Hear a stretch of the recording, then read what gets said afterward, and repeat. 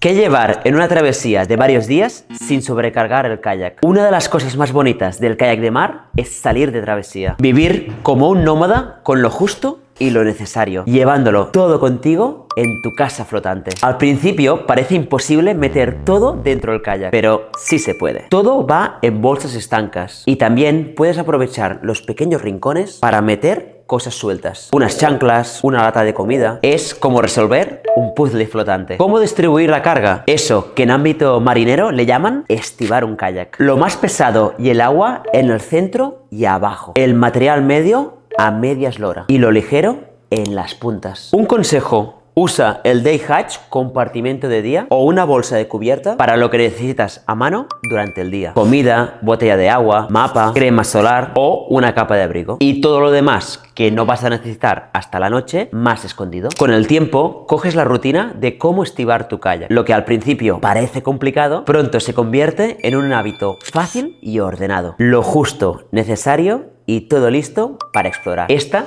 es la magia del kayak de mar. Cuéntame, ¿cuáles son tus indispensables?